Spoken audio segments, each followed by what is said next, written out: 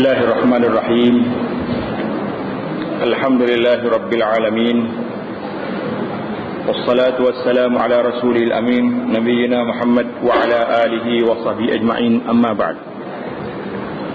Kita ni Hidayatus Salikin, petunjuk pedoman untuk orang-orang yang berjalan ke akhirat, dalam bab faslun fi adabil Jum'ah. Ini suatu fasal pada menyatakan adab Jumaat. Beberapa adab dalam sembahyang Jumaat ini kita telah baca. Ada berapa adab dia sini? 25 perkara dalam adab Jumaat ini. Kita telah baca sudah 14 perkara. Sambung yang kita pada kali ini.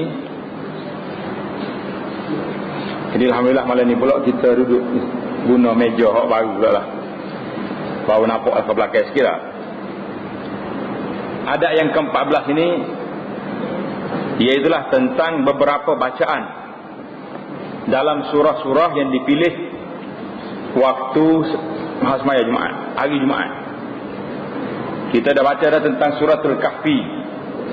Suratul Kahfi ini masih ramai lagi masyarakat Islam yang tidak menjadi amalan dia pada hari Jumaat, suratul Kahfi. Jadi kita syurkan, kita peringatkan dengan hadis Nabi sallallahu alaihi wasallam ini supaya kita tambah lagi bacaan kita. Bagi orang yang tak baca lagi lah, tambah satu lagi, iaitu suratul Kahfi. Ya, orang kitanya baca Yasin, orang lain tak baca. Jadi kita tengok malam ni hadis-hadis tentang Yasin, insya-Allah taala.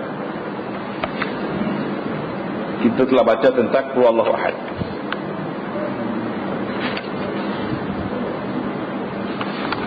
Dan lagi sabda Nabi sallallahu alaihi wasallam, man qara'a qul huwallahu ahad marrah fa ka'annama qara'a thulutsal Qur'an. Artinya barang siapa membaca qul huwallahu ahad sekali, maka seolah-olah dia membaca sepertiga Quran. Manakala kita baca qul huwallahu ahad sekali, seolah-olah kita baca 1/3 Quran. Jadi kalau kita baca 3 kali, boleh pahala dia tamat Quran. Tapi jangan tak baca Quran dah lah. Lama dia tegur nak tak baca Quran tu. Okay, keluar Allah 3 kali cukup dah. Itu pahala dia saja. Pahala dia. Tapi dari segi baca Quran hak sepenuhnya, kita kena baca. Jadi baca Quran sekali ni seolah-olah dia dapat pahala. Dia dapat pahala macam mana? 1/3 Quran. Hadis ini, tanda dia situ.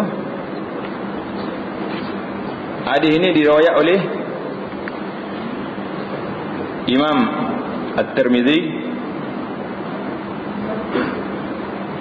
Kata ulama hadis, hadis ini sahih. Hadis Qul Huwallahu Ahad 1/3 Quran ini sanad dia sahih, sebagaimana disebut dalam Al-Jami' As-Saghir. Dan lagi diriwayatkan daripada Nabi sallallahu alaihi wasallam, man qara'a qul huwallahu ahad 3 marrat fa ka'annama qara'al Qur'an ajma'. Artinya barang siapa membaca qul huwallahu ahad 3 kali, maka seolah-olah membaca Quran sekaliannya. Kalau tengok hadis yang pertama dengan hadis yang kedua ni, nampak tidak ada apa-apa perbezaan. Ada beza. Hadis yang pertama tadi, baca Qul Huwallahu sekali itu sama dengan 1/3 Quran. Maknanya kalau baca 3 kali, penuh Quran. Tapi hadis yang pertama tadi sahih sanad dia. Hadis yang kedua ini diriwayat oleh Al-Uqaili. Al-Uqaili ni kitab dia nya nama dia Ad-Du'afa.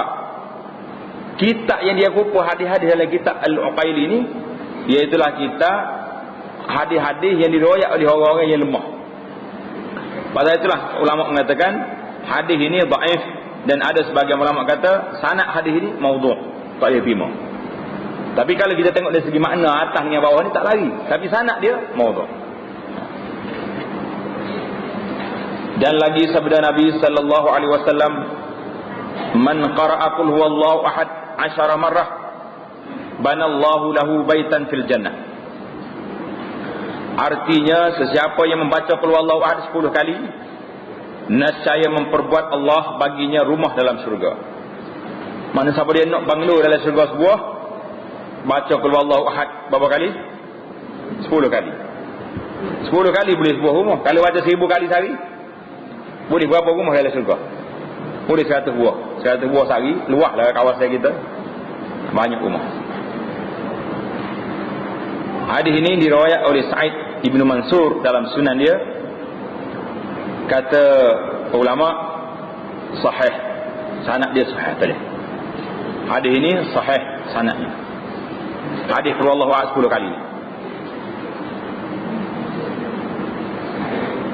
Dan lagi sabda Nabi sallallahu alaihi wasallam, man qara'a qul huwallahu ahad 100 marrah fi sholati aw fi ghairiha kataballahu lahu bara'atan minan nar.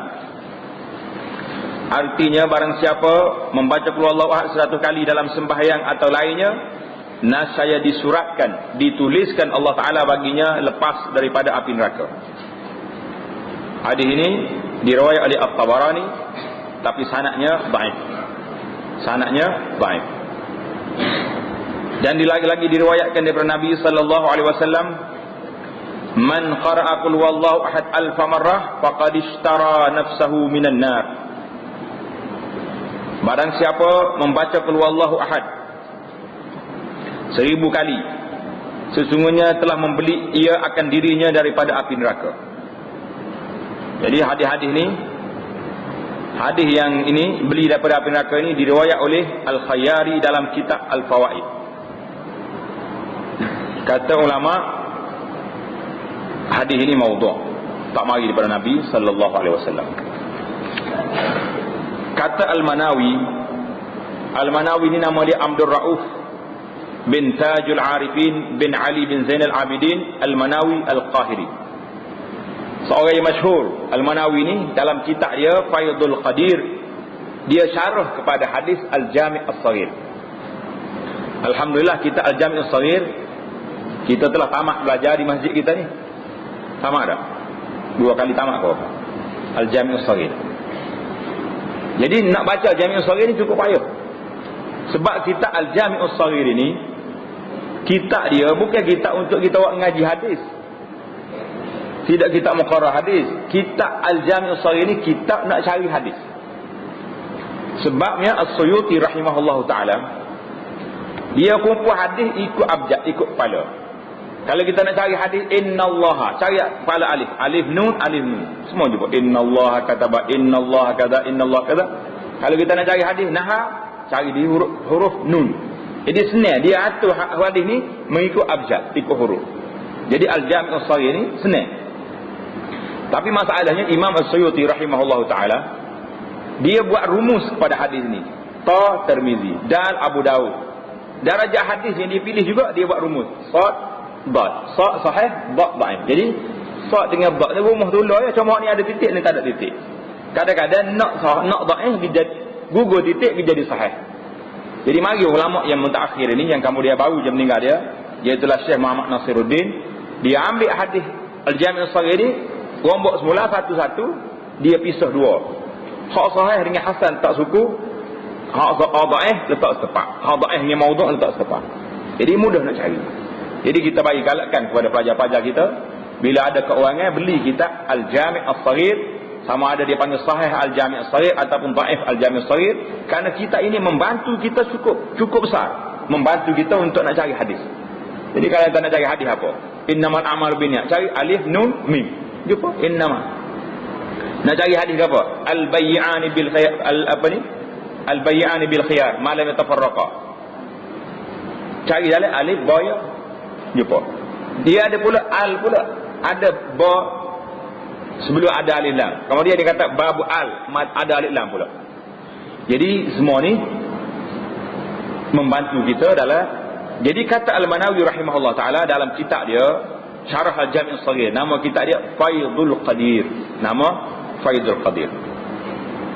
Ai yaj'alullahu sawaba qira'atiha itqahu minan nar wa yanbaghi qira'ataha kadzalika 'alal mayyit. Intaha.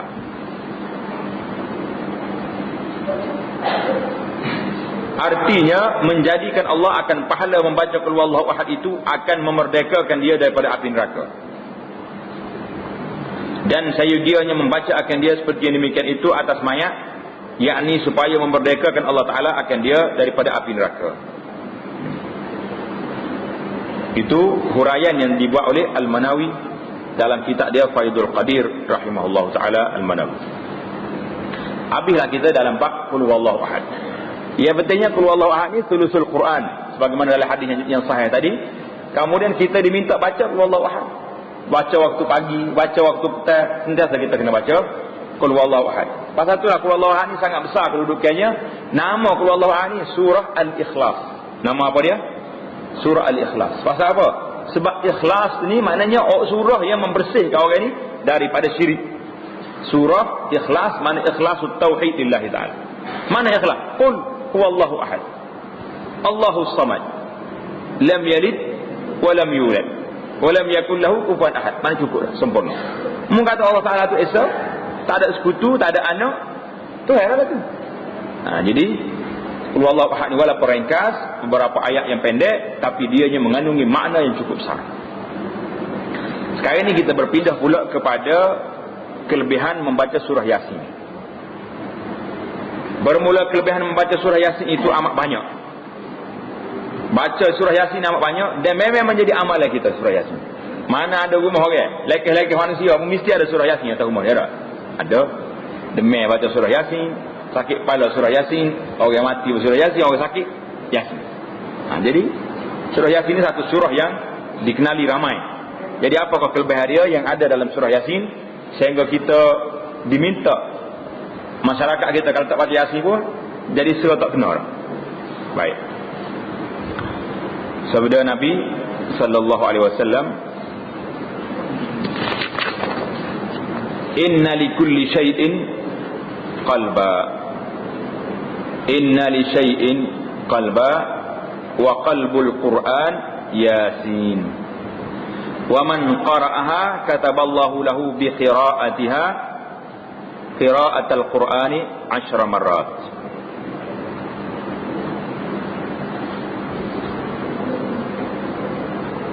Artinya bahawasanya bagi tiap-tiap sesuatu itu hati. Tiap-tiap benda ni ada hati.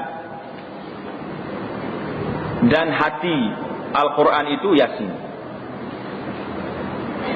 Dan barang siapa membaca Yasin sekali, nascaya disuratkan Allah Ta'ala baginya dengan membaca akan dia seperti membaca Quran 10 kali. Siapa dia baca Yasin sekali, seolah-olah dia baca Quran 10 kali. Ini riwayat yang disebut dalam kitab kita ni. Hadis ini, hadis Qalbul Quran Yasin ni,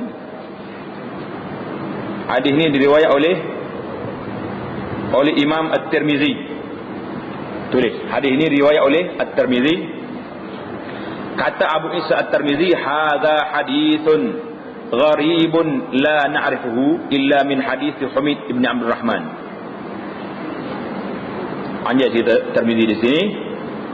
Jadi Tirmizi kata hadis ni hadis pelik, gharib la na'rifu. Kita tak kenal kecuali melalui Abdul Rahman. Wa bil Basrati la yu'rafuna min hadis Qutaibah illa min hadzal wajh. Wa Harun Abu Muhammad syaikhun majhul. Mana salah seorang daripada rawi dia ni, Harun nama Abu Muhammad ni syekh yang majhul, tak tahu siapa dia. Pasal itulah mari ulama-ulama yang tahqiq hadis ni, dia mengatakan hadis ini maudhu', hadis ini maudhu'.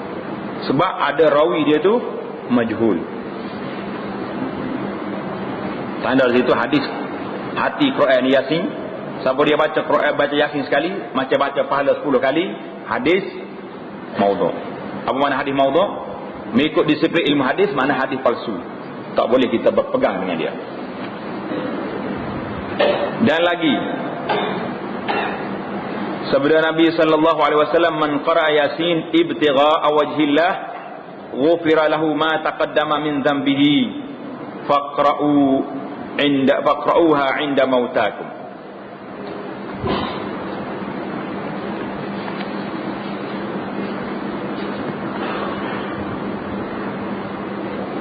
Maksudnya barang siapa membaca Yasin berkehendak kerana Allah Subhanahu wa taala nescaya diampun baginya yang terdahulu daripada dosanya, maka baca olehmu akan dia pada mayat kamu inda mautakum.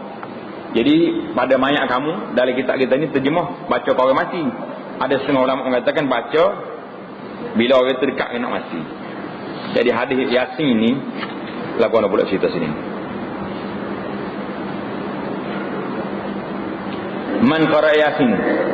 Hadis ini mengikut Imam Suyuti diriwayatkan oleh Al-Baihaqi. Hadis ini diriwayat oleh Al-Baihaqi daripada Ma'qil bin Yasar. Mengikut Syekh Muhaqqiq dia kata hadis dhaif. Hadis ini dhaif. Tanda situ hadis siapa dia baca di arah supaya baca dekat orang mati ni, hadisnya dhaif, lemah. Dan lagi diriwayatkan daripada Nabi sallallahu alaihi wasallam, man qara'a Yasin ghufira lah, wa man qara'aha wa huwa ja'iun syab'a, wa man qara'aha wa huwa dallun hudiya, wa man qara'aha wa huwa wa man qara'aha wa lahu dallatun wajadaha, wa man qara'aha 'inda ta'amin khafa qillatih kafahu, wa man qara'aha 'inda mayyitin huwina 'alayhi, wa man qara'aha 'inda imra'atin 'ashura 'alayha waladuha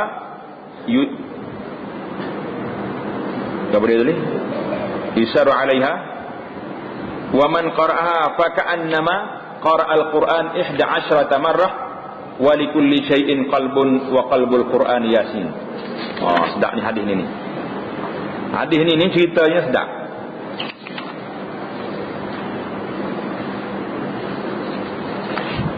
Makna dia, barang siapa membaca Yasin, nescaya diampun baginya dosanya, dan barang siapa membaca akan dia padahal ia lapar, nescaya kenyang. Tak payah nak tahu maka bawa surat Yasin je tak. Siapa dia lapar baca Yasin punya. Dan barang siapa membaca akan dia padahal sesak, tak jumpa cari jalan, sesak, kona bagi tak jumpa, berhenti kereta, baca Yasin dulu, nescaya dapat petunjuk. Dan barang siapa membaca akan dia padahal ada baginya sesuatu yang hilang, nescaya dapat akan dia. Tak payah pergi rumah tak bomo dah. Orang kita ni kalau hilang bagi pergi rumah tak bomo, tak payah baca Yasin. Dan barang siapa membaca akan dia pada makanan yang ditakut akan kurangnya, kita ajak orang ramai takut makanan tak cukup, baca Yasin, nescaya memadai makanan kita jadi cukup. Dan barang siapa membaca akan dia pada makanan dan barang siapa membaca pada orang yang hendak mati, nescaya dimudahkan atasnya mati mudah. Dan barang siapa membaca akan dia pada orang perempuan yang susah atasnya beranak, payah nak bersalin, ni, nescaya dimudahkan atasnya. Dan barang siapa membaca akan dia, maka seolah-olah membaca Quran 11 kali. Tambah sikit. Tadi 10, ni 11. Dan bagi tiada sesuatu itu ada hati, dan hati Quran itu Yasin. Dalam kitab kita ni kata hadis. Dalam kitab ni kata hadis. Tapi menurut muhaqqiq dia nya, orang yang tahqiq kitab ni kata, dia kata apa? Dia kata saya tak jumpa hadis ni dalam kitab kita hadis. Tanda di situ hadis ini tidak ditemui dalam kitab hadis. Jadi tidak tak tahu nak kata hadis ke tidak. Wallahu a'lam. Nak kata hadis maudhu' kena tengok sanad dulu. Nak kata hadis dhaif kena tengok sanad. Nak kata sahih lagi kena tengok sanad. Ini lam ajib mukharrij. Maknanya tak tahu duduk mana hadis ni. Mana tanda di situ tak usah kata hadis dah mana. Riwayat ini tidak dijumpai oleh ulama-ulama yang tahqiq kitab ni. Ini payahlah sikit. Kalau sahih hadis ni, sedaplah kitanya dah. Lapar baca Yasin, sesak jalan baca Yasin, nak bewah baca Yasin, semua kali baca Yasin. Tapi sanad dia tidak dapat dipastikan. Tak tahu dia telah lam ajiduhu, tak jumpa cari. Kalau ulama hadis tak jumpa cari, kalau kita nak cari bahasa jumpa agak-agak lagilah tak jumpa. Jadi itu di antara hadis-hadis tentang kelebihan Yasin yang disebut dalam kitab kita. Jadi ambo tambah lagi beberapa hadis yang tak disebut dalam sini, kerana Yasin ini sangat sangat besar kedudukannya di sudut masyarakat kita. Yang pertama sekali kita kena ingat, Yasin ini salah satu dari satu surah daripada Quran. Baca dia tu boleh pahala. Boleh pahala likulli harfin hasanah. Nabi kata setiap huruf yang kamu baca Quran ni, baca Yasin ni boleh pahala pasal dia tu Quran, tidak dinafikan. Jangan pula kita salah faham kata, tak boleh baca lah Yasin kalau gini lah. Dah, kena baca Yasin sebagai Quran. Yang tak bolehnya kita nak yakin, nak iktikad. Siapa dia lapar baca Yasin kenyai, siapa sak jalan baca Yasin jumpa jalan, hilang bagai baca Yasin jumpa, selagi kita belum bertemu dengan sanad hadis itu. Nak kata macam mana? Tengok di antara hadis lagi tanda situ, kalau tak ada lagi tak ada. Hadis diriwayatkan Nabi sallallahu alaihi wasallam bersabda, dia kata iqra'u ala mautakum Yasin. Bacalah ke atas orang yang nak mati di kalangan kamu surah Yasin. Masa tu lagi letak di klinik Yasin hospital. Jadi hadis ini kata di muhakkik dia dhaif, hadis ni dhaif. Hadis setiap benda ada hati, baca dah tadi. Ada lagi hadis, diriwayatkan hadis dia kata kalau orang itu sakit gigi, dha' isba'aka sababah ala dirsika. Letak ni sababah. Mana sababah? Bensir, pusta. Kenal mana sababah? Ingat buku tapak tangan yang kita belajar tu. Buku tasrih tapak tangan, mana sababah? Tunjuk. Mana? Ni, dia tunjuk dah kan? Letak sini, letak mana? Dirs. Letak atas gigi tu. Kemudian baca Yasin. Tapi ulama kata hadis ni maudhu'. Hadis ni hadis palsu. Hadis lagi yang diriwayat lagi, man zara qabra walidahi. Siapa dia ziarah kubur mak ayah dia, ataupun salah satu daripadanya, mak dia ke ayah dia ke, yaumal jum'ah, ziarah pada hari Jumaat, faqara'a indahu Yasin, baca Yasin dekat kubur ni, ghufira lahu, diampunkan kepada mayat tu. Hadis ini tanda situ maudhu', hadis palsu.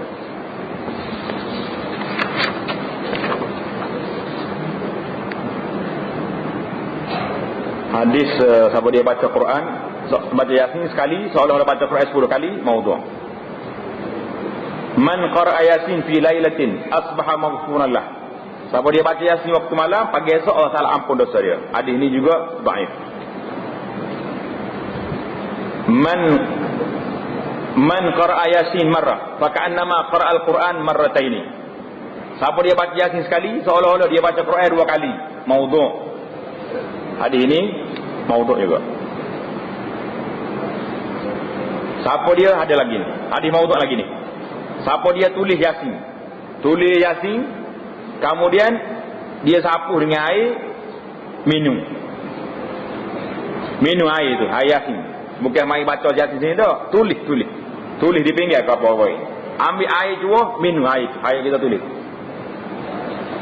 Jadi masuk dalam perut dia ni 1000 cahaya, 1000 rahmat, 1000 berkat, 1000 ubat keluar daripadanya, segala 1000 penyakit tu biar. Jadi siapa nak sihat, minum air Yasin, air tulis Yasin. Apa dia jadi ni? Hadisnya maudhu', tanda situ. Siapa dia baca Yasin mengharapkan pahala daripada Allah Subhanahu Wa Taala, seolah-olah dia baca Quran 12 kali. Ada juga riwayat kita jumpa tadi, 10 kali ada, 11 kali ada, 12 kali ada. Mana-mana orang sakit dibaca dekatnya Yasin, nascaya turun kepada dianya malaikat mengikut bilangnya huruf yang dia baca, duduk keliling dia, minta ampun kepada dia. Dia kata apa ni? Hadis ini maudhu'. Hadis ini pula, man qara'a surat Yasin fi lailatul jum'ati ghufira lah. Siapa dia baca Yasin pada malam Jumaat, ini kita dah baca sama kan ni, malam Jumaat, gapo dia kelebihan dia? Diampunkan baginya. Dalam kitab At-Targhib wa Tarhib, hadis ini dhaifun jiddan, terlalu lemah sanad dia. Tak sampai ke maudhu' lagi, dekat-dekat dia. Dia panggil dhaifun jiddan. Ada lagi hadis, mana-mana mayat yang dibaca Yasin dekat dia, Allah Ta'ala mudah dia nak mati. Tadi kita dengar. Itulah di antara hadis-hadis yang disebut tentang Yasin. Jadi siapa dia nak boleh ambil photostat petang. Jadi kita bagi tahu di sini bukan kerana apa. Kerana jangan kita i'tiqad. Kalau kita nak baca Yasin sebagai surah daripada Quran, itu tak ada siapa boleh perhatikan. Bawa membaca Yasin, Quran ke Yasin? Habis. Kalau tidak, salah pula dia lagi kita baca Quran. Yang tak kenanya kalau kita yakin bahawa ini salah satu daripada kelebihan dia begini-gini, sedangkan hadis yang kita nisbah pada Nabi sebahagiannya dhaif, ada yang dhaif jiddan, ada yang maudhu', yang palsu, tak sampai, tak mari pada Nabi sallallahu alaihi wasallam. Itu apa yang kita boleh sampai, apa yang disebut oleh ulama hadis, apa yang disebut oleh ulama-ulama lain, ulama tasawuf berdasar pada mimpi, itu di luar kemampuan kita lah. Pasal kita mengaji ilmu zahir berdasar pada disiplin ilmu hadis yang ada di hadapan kita. Jadi kita tak lama tak masuk dalam kawasan benda-benda yang kita tak tahu. Habis kita dalam bab Yasin. Bermula kelebihan membaca surah Ad-Dukhan. Hamim Ad-Dukhan itu amat banyak. Seperti yang diriwayat daripada Nabi sallallahu alaihi wasallam, "Man qara'a Hamim Ad-Dukhan fi lailatin asbaha yastaghfir lahu 70,000 malakin." Barang siapa membaca Hamim Ad-Dukhan pada malam, maka pada pagi-pagi hari esoknya meminta ampun baginya oleh 70,000 malaikat. 70,000 malaikat minta ampun pada dia. Tanda di situ hadis ini daripada Abu Hurairah, diriwayat oleh At-Tirmizi, kata muhakkik hadis maudhu'. Dan lagi diriwayatkan daripada Nabi sallallahu alaihi wasallam, "Man qara'a Hamim Ad-Dukhan fi lailatil jum'ati ghufira lahu dzunubuh." Artinya barang siapa membaca akan Hamim Ad-Dukhan pada malam Jumaat, nascaya diampuni baginya segala dosanya. Hadis ini juga diriwayat oleh At-Tirmizi, sanadnya dhaif. Sanadnya dhaif, lemah. Dan lagi diriwayat oleh daripada Nabi sallallahu alaihi wasallam, "Man qara'a Hamim Ad-Dukhan fi lailatil jum'ati aw yaumil jum'ati banallahu lahu baitan fil jannah." Artinya barang siapa membaca surah Ad-Dukhan pada malam Jumaat atau pada harinya, nascaya diperbuat oleh Allah Subhanahu wa taala baginya rumah dalam syurga. Hadis ini diriwayat oleh At-Tabarani daripada Abi Humamah, sanadnya dhaifun jiddan, lemah sanad. Bermula kelebihan surah Alif Lam Mim Tanzil dan Tabarakallazi biyadihil mulk itu amat banyak. Dan setengah daripada kelebihannya yang diriwayat daripada Nabi sallallahu alaihi wasallam, "Man qara'a lailatal jum'ati Alif Lam Mim Tanzil as-sajdah wa tabarakallazi biyadihil mulk kutiba lahu 70 hasanah wa khutta anhu 70 sayyi'ah wa rufi'a lahu 70 darajah." Artinya barang siapa membaca pada malam Jumaat Alif Lam Mim Tanzil as-sajdah. Tali Alif Lam Mim as-sajdah ni yang riwayat yang sahihnya kita kena baca pagi Jumaat, dibaca oleh imam dalam sembahyang subuh. Hak ni baca malam Jumaat sore-sore, jangan keliru tepat ni.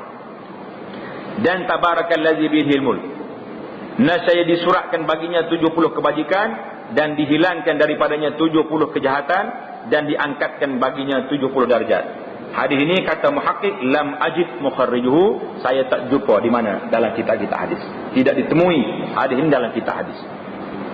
Tapi kita kena ingatlah pada saat ni, Alif Lam Mim Sajdah itu memang sunnah dibaca pada pagi Jumaat. Demikian juga dalam surah Tabarakallazi biyadihil mulk, ada riwayat lain dalam hadis Nabi kita suruh baca tiap-tiap malam. Bukan malam Jumaat saja. Baca tiap-tiap malam kerana surah ini digelar dengan nama surah yang menyelamatkan kita daripada azab kubur.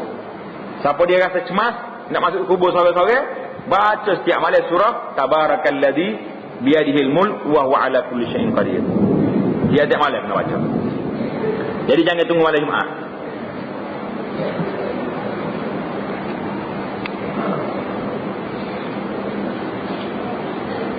Jadi kekeliruan itu jangan timbul. Namun yang kata mana dia ada hadis lain, hadis ni kau tak jadinya. Hadis lagu ni kelebihan yang kita sebut malam ni. Dan adab yang ke-15, saya kira engkau banyakkan membaca selawat dan salam atas Nabi sallallahu alaihi wasallam pada hari Jumaat. Pada hari Jumaat kita kena selawat banyak ke atas Nabi sallallahu alaihi wasallam. Pada hari Jumaat dan malamnya, iaitu terlebih daripada hari yang lain. Kerana kelebihan membaca selawat atas Nabi sallallahu alaihi wasallam pada hari Jumaat itu amat banyak. Jadi kelebihan selawat hari Jumaat ini cukup banyak. Kita selalu dengar orang baca dalam khutbah Jumaat, arahan-arahan, hadis-hadis Nabi yang menunjukkan Nabi kita sallallahu alaihi wasallam suruh kita baca selawat ke atasnya pada hari Jumaat. Memang hadis itu hadis sahih. Dan setengah daripada kelebihan baca selawat itu yang diriwayatkan daripada Nabi sallallahu alaihi wasallam, man shalla alayya fi yaumil jum'ati 80 marrah ghafarallahu lahu dzunubahu 80 sanah. Artinya barang siapa membaca selawat atasku dalam hari Jumaat 80 kali, nescaya mengampuni Allah baginya akan dosanya 80 tahun. Tak ada di situ hadis ini.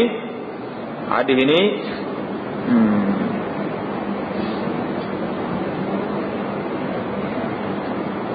kata Al-Iraqi, hadis ini daripada Ibnul Musayyib, daripada Sa'id Ibnul Musayyib. Kata Sa'id, azunnuhu an Abi Hurairah wa qala hadisun gharib. Sa'id bin Musayyib kata hadis ini hadis gharib. Kata ulama yang mutaakhir ini, hadis ini maudhu'. Boleh hadis ini maudhu'. Mana jangan buat ceramah lah hadis ini. Kalau nak ceramah, banyak lagi hadis-hadis yang sahih tentang selawat pada Nabi sallallahu alaihi wasallam. Banyak lagi. Kita jumpa dalam hadis-hadis lain yang Nabi kita sebut, siapa dia tak selawat kata aku, orang ni orang bakhil. Siapa dia, banyak kelebihan lain yang kita boleh terima, yang kita boleh ambil sanad. Tapi itulah mana orang-orang dulu, dia tidak pilih hadis, sedangkan hadis yang sahih itu ada. Rahimahullah taala al-jami'. Dan adab yang ke-16, apabila keluar imam dan naik atas mimbar, maka tiada harus lagi, tiada sah sembahyangnya melainkan sembahyang tahiyatul masjid 2 rakaat. Mana bila imam ada atas mimbar, jangan sembahyang sunat. Kecuali orang baru masuk masjid nak sembahyang sunat tahiyatul masjid, itu dibenarkan. Bukan sekadar dibenarkan, disuruh lagi. Mana kalau kita baru masuk sampai, tu imam ada atas mimbar dah, kita kena sembahyang sunat tahiyatul masjid secepat mungkin. Jangan duduk belagu pula. Orang duduk ketebah, kita duduk baca panjang-panjang. Tanya tak ketebah baca pendek. Ini karut tu panggil. Pada ketika kamu masuk ke dalam masjid, dan makruh pada ketika itu berkata-kata melainkan menjawab bang, maka iaitu sunat. Kata Al-Faqihi, seorang ulama nama dia Al-Faqihi, di dalam syarah Bidayatul Hidayah, ia nakal, ia ambil cakapan ini daripada Imam Al-Ghazali dan Imam Al-Haramain. Bermula haram atas orang yang 40 yang jadi dengan dia Jumaat itu berkata-kata. Haram orang itu berkata-kata. Tetapi yang mu'tamad menurut Imam An-Nawawi dan Imam Ar-Rafi'i rahimahumullah, iaitu makruh juga. Maknanya haram berkata-kata, sebagai ulama kata makruh juga. Dan sunat mendengar akan khatib membaca khutbah, yakni jangan bimbang, jangan sibuk kepada lainnya, melainkan jikalau ada ia jatuh, tiada mendengar akan khutbah. Jadi kalau orang ni tak dengar khutbah, speaker rusak, ataupun dia kita pergi di mikrofon punah gitu, nak macam mana? Maka ketika itu sunat ia masyghul, ia sibukkan dirinya dengan membaca Quran dan zikir dan membaca selawat ke atas Nabi sallallahu alaihi wasallam. Mana kalau tu imam tak dengar khutbah, daripada kita duduk buat kasih, kita bacalah Quran. Nak tunggu masa sembahyang. Dan adab yang ke-17, apabila selesai daripada sembahyang Jumaat, maka sunat ia membaca Fatihah 7 kali, dan Qul huwallahu 7 kali, dan Qul a'udzu birabbil falaq 7 kali, dan Qul a'udzu birabbin nas 7 kali, dahulu daripada berkata-kata. Dahulu daripada berkata-kata.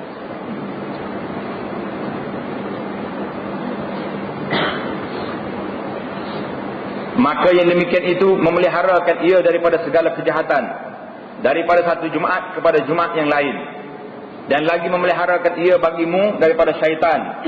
Dan diriwayat juga dalam riwayat ini yang tidak disebut dalam kitab ini, diriwayat juga orang ni yang baca 7 ni, 7 qul Allah, 7 semua kali Qul a'udzu birabbil falaq, Qul a'udzu birabbin nas, ini 7 kali 7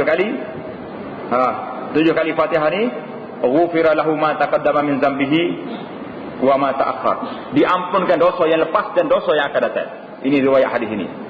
Jadi Itulah menjadi amalan sebahagian masyarakat. Lepas sembahyang Jumaat, sebelum cakap dia baca 7 kali. 7 kali. Baca ke tak baca kita? Tak baca. Baca.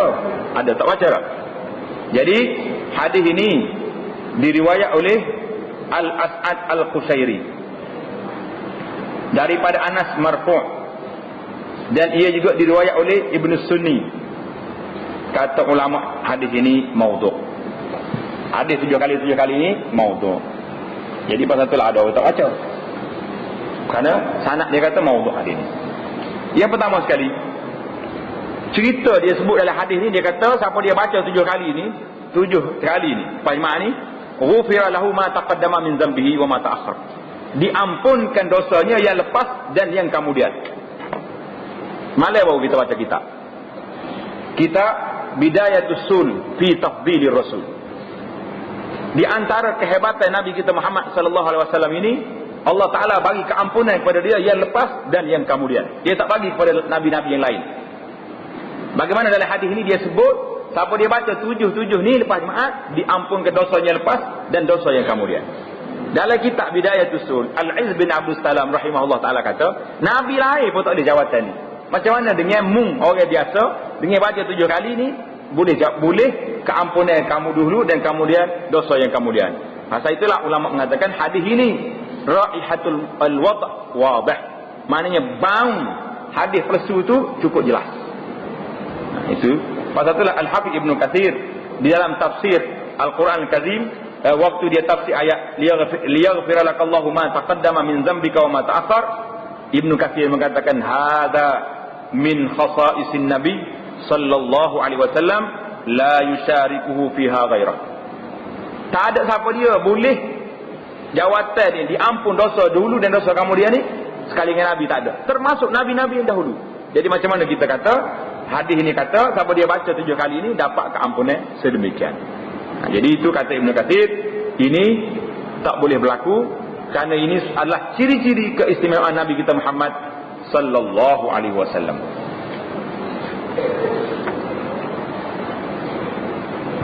Dan baca oleh kamu kemudian daripada itu, Allahumma ya Ghani ya Hamid ya Mubdi'u ya Mu'id ya Rahim ya Wadud aghnini bihalalika an haramika wa bi ta'atika an ma'siyatika wa bi fadlika amman siwak. Dan tersebut dalam syarah Minhaj, nama dia Nihayatul Muhtaj, syarah Minhaj. Ia naqal daripada Imam Al-Ghazali dalam Ihya Ulumuddin, man wadhaba ala hadha ad-du'a aghnahu Allahu an khalqihi wa razaqahu min haitsu la yahtasib. Artinya barang siapa mengekalkan atas doa ini, nascaya mengkayakan Allah Taala akan dia daripada segala makhluk dan memberi ia akan dia rezeki yang tiada dapat dikira-kirakan. Mana ini kalau kita nak cari hadis, ulama hadis kata la aslalahu, tidak ada asal daripada Nabi. Tapi kalau kita anggap sebagai satu amalan yang dibaca oleh para orang-orang yang saleh, tidak sandar kepada Nabi sallallahu alaihi wasallam, jadi boleh pada masing-masing. Dan sabda Nabi sallallahu alaihi wasallam, ala uallimuka kalimatin law kana alayka mislu jabal sabir dainan addahu Allahu anka Allahumma kfini bihalalika an haramika wa aghnini bifadlika an man siwak. Jadi maksudnya hendaklah aku ajar akan dikau beberapa kalimah yang engkau baca. Kalau ada atasmu hutang seperti Bukit Sabir. Mana Bukit Sabir? Bukit Sabir ni duduk di Mina. Di Mina ni ada 2 bukit besar. Mina ni duduk celah bukit. Mina, Pak orang Melata, duduk celah bukit. Satu dia panggil Bukit Sabir, satu lagi Bukit Sabih. Jadi Bukit Sabir itu besar. Nabi kata kalau hutangmu banyak besar Bukit Sabir sekalipun, nascaya membayar Allah Ta'ala akan dia daripada-mu. Jadi baca Allahumma aghnini bihalalika an haramika wa aghnini bifadlika amman siwak. Jadi kata dalam Faidul Qadir, hadis ini diriwayat oleh At-Tirmizi. Hadis ni ini diriwayat oleh At-Tirmizi dan ianya hasan. Hadis hasan.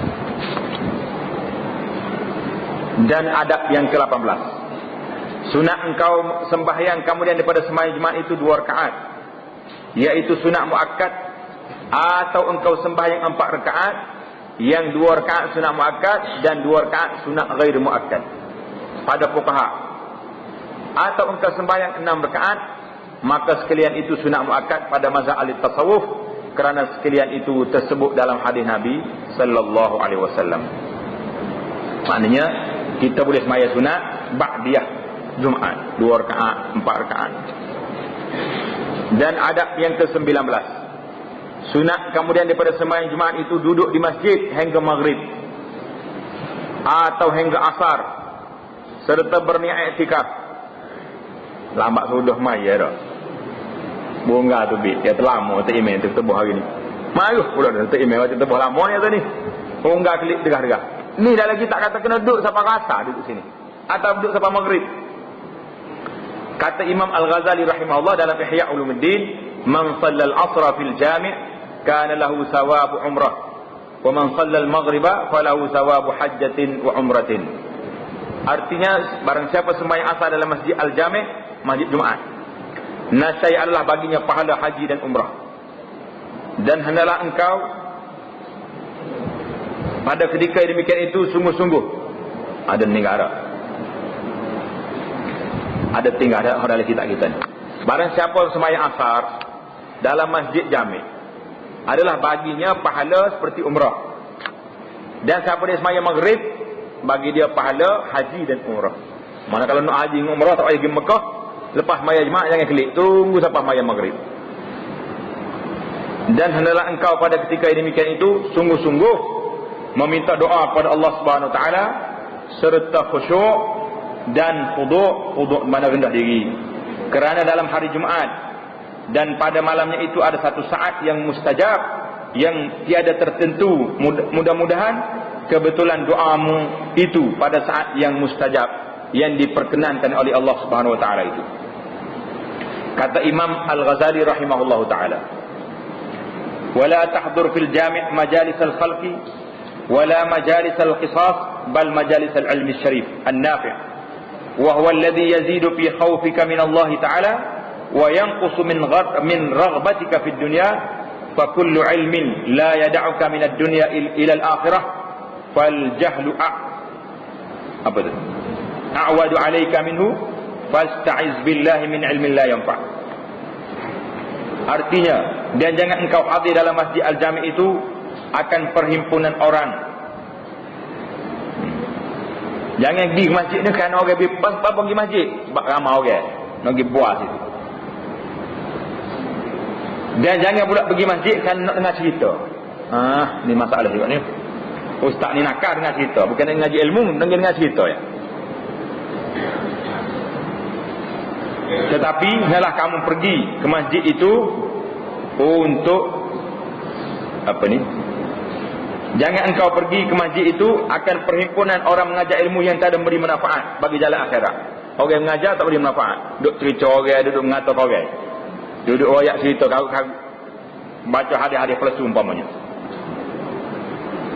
Dan jangan hadir engkau pada perhimpunan orang yang duduk berhikayat, bercerita-cerita, dongeng-dongeng saja. Tetapi hadir engkau pada perhimpunan orang yang mengajar ilmu yang memberi manfaat akan akhirat. Apa dia ilmu yang memberi manfaat? Iaitu ilmu yang menambah pada takutmu kepada Allah Ta'ala. Kita nak tahu apa dia ilmu yang memberi manfaat? Iaitulah ilmu, semakin kita belajar, bertambah takwa kita kepada Allah Subhanahu Wa Ta'ala, dan mengurangkan daripada gemarmu pada dunia. Maka tiada ilmu yang tiada menyeru ia akan dikau daripada dunia kepada akhirat, maka jahil akan dia itu terlebih baik dan terlebih banyak faedahnya atasmu daripada mengetahui akan dia. Kenapa? Kalau kita ilmu, kita ngaji ni, kau banyak ilmu, kau buat dosa. Lebih baik jahil daripada ada ilmu. Sebab kalau jahil, kalau orang tanya esok, malaikat tanya, "Apa buat kau ni?" Tak tahu, boleh jawab. "Ni apa buat kau ni?" Ikut nafsu, tahu dah. Berat ke tak berat kita? Lagi dahsyat. Balanya lagi besar daripada tak tahu. Maka engkau minta peliharakan Allah daripada ilmu yang tak ada beri manfaat. Kita doa kepada Allah Ta'ala sentiasa, Allahumma inna na'udzubika min ilmin la yanfa'. Baca sama-sama. Sepanjang masa kita baca, Allahumma rzuqni ilman nafi'a wa a'udzubika min ilmin la yanfa'. Minta berlindung dengan Allah Ta'ala daripada ilmu yang tidak bermanfaat. Buat apa ilmu tak bermanfaat? Menghabis masa menjadi hujah ke atas kita. Syahdan, saya dia banyakkan meminta doa pada hari Jumaat itu beberapa waktu, iaitu pada waktu terbit matahari, dan pada waktu gelincir matahari, dan pada waktu masuk matahari, terbenam matahari, dan pada waktu iqamat, dan pada ketika khatib naik ke mimbar, dan pada ketika berdiri manusia kepada sembahyang, kerana segala waktu yang demikian itu sangat diharapkan akan mustajab, diperkenankan doa kita. Dan adab yang ke-20, hendaklah engkau sungguh-sungguh memberi sedekah pada hari Jumaat itu dengan barang yang sekuasamu. Buat sedekah. Nak bawa sedekah mana? Bawa makanan pergi kau gel. Bawa duit masjid. Jadi sekarang ni masjid kita ada tabur. Tabur pula tak main dah udah buat hal comel-comel. Jadi kita cadang ke ahli jemaah kita ni setiap kali ahli jemaah nak mari, paling kurang apa? Jangan ninggal duit tu. Jangan bawa sekali bunyi. Bunyi boleh tu prank bunyi. Allah, derahnya sekali. Tak boleh. Kena bawa kertas. Paling tak ada, jangan ninggal. Kalau tidak mari-mari Allah, nak boleh lah jadi bit ninggal. Jangan banyak jangan ninggal bit. Sedar selalu sama-sama. Hari Jumaat royak selalu kau retina kita. Mu tukar baju nak buat baju tu, boh lalu. Paling tak ada pun seriak dalam poket. Paling kurang tu seriak tu kalau tak 10 lah. Jadi kita kena menabur, kita kena camping kawasan kita ni, kita nak ada tabur. Setiap orang mesti mari masjid bubuh seriak paling kurang. Kalau tidak 10. Macam mana? 100. Baru 400. 4 minggu je lah. Tidak ada banyak mana lagi. Dia mau gaji banyak ke? PT banyak dah ni. Getah mahal minyak, mahal belakang lah. Tak ada masalah. Belah mahal belakang. Jadi tak ada apa-apa. Jadi kita kena camping masyarakat kita sekarang ni. Bagaimana nak suruh jadi apa ni, biar bersatu kita dalam masyarakat. Jadi hendaklah kita banyak bersedekah sekuasa kamu, dan jikalau sedikit sekalipun. Maka hendaklah engkau himpunkan pada hari itu antara sembahyang dan puasa dan sedekah. Kalau puasa kena ingat, kalau puasa hari Jumaat saja tak boleh, kena puasa hari Khamis. Jadi kalau kita tak puasa hari itu pun, kalau tak nak campur dua, jangan puasa. Dan sedekah, dan membaca Quran, dan zikir, dan membaca selawat atas Nabi sallallahu alaihi wasallam, dan i'tikaf. Dan hendaklah engkau jadikan hari Jumaat itu tertentu bagi akhiratmu. Jangan duduk kerja hari Jumaat ni. Hari Jumaat ni hari kita menuntut ilmu, kita beribadat kepada Allah Ta'ala. Maka mudah-mudahan jadi kafarah, penghapus bagi segala hari yang lain daripada hari Jumaat itu. Wallahu a'lam. Jadi alhamdulillah tamatlah kita dalam bab adab al-Jum'ah. Kita akan masuk pula dalam bab faslun fi adabis siyam.